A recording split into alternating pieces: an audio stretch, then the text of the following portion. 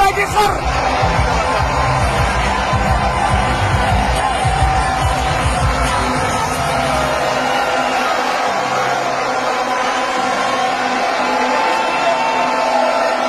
gaa ngi dugg si.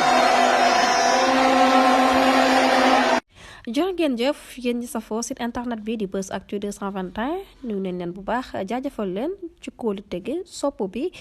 ak topp bi nga xamante ne rek yi nag ñu koy topp bu leen fàttee abonné di bës cloche de notification yi ngir mën a am yeneen i info buñ jotee dañuy dem yéen ngeen def mooy joxe ticket ñii dugg ñëpp dañoo am di yéeg ci kaw sa taxulaa dugg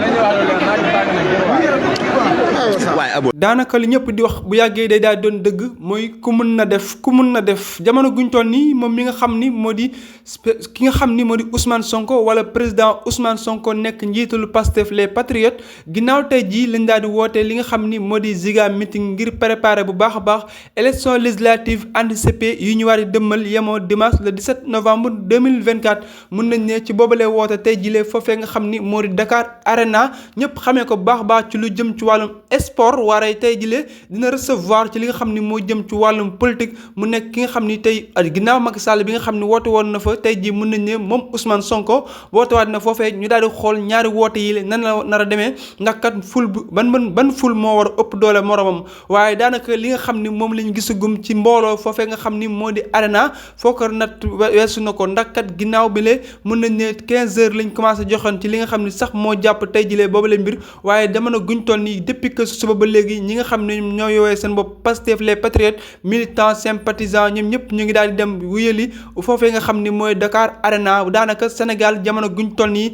dimanche jilee nekk dimanche bi nga xam ni moo yemoo le 19 octobre foofee nga xam ni ci la président Ousmane Sonko woote woon ngir tey desa fi nga xam ni moo di levée de fonds bi nga xam ni war nañ ko am ginnaaw ba ñëkkatee ab kañot waaye ci jamono guñ toll nii foofee nga xam ne moo di Dakar Arena ci suba ba léegi la daal di fees dell ba ak mbooloo boo xam ni jéggi na doya ci ginnaaw bi nga xamee sax dañuy xëy Sénégal di jënd mburu 150 wala mburu fukki dërëm mburu 100 francs mburu lu nekk ak jóobee ni nga xam ne noonu la ñuy jëndee mburu daanaka foofee nga xam ne Arena noonu lañ daal di xëyee tey jile di jënd billet la mu nekk mbir bi nga xam ni campagne électorale bi la meeting woote ak meeting Ziga meeting dem ñii dañuy dem ba foofee waaye waññeekuwaat di paas di dem egg di jënd ticket ngir dugg wuyal xaar bu baax a baax seen leader bi la di Ousmane Sonko wala président Ousmane Sonko daanaka jamono guñ toll ni foo sànni mattu mu daal di tàkk ndax kat lu waral lu mel comme ni ngeen ko gisee ci image yi maire yi ak paa yi fu nekk la ñu daal di jógee ñii ñu ngi jógee ay Kaolack Touba foo la xalaat ci nekk ci Sénégal gile ci 46 département mu réew di Sénégal daanaka ñoom ñëpp ñu ngi fëx ngir jëmee fi nga xam ni woote kenn kii di woote muy président Ousmane Sonko nekk premier ministre bu Sénégal gile waaye wooteeb jamono guñ toll nii nekk na wooteeb ki nga xam ni moo di président Ousmane Sonko nekk njiitalu Pastef les Patriotes daanaka sax mu nekk acte yi nga xam ne fees na dell foofee nga xam ne moo di jëm ñaajooto te dara xewagul fu ñu toll ni ci Ziga meeting boobu le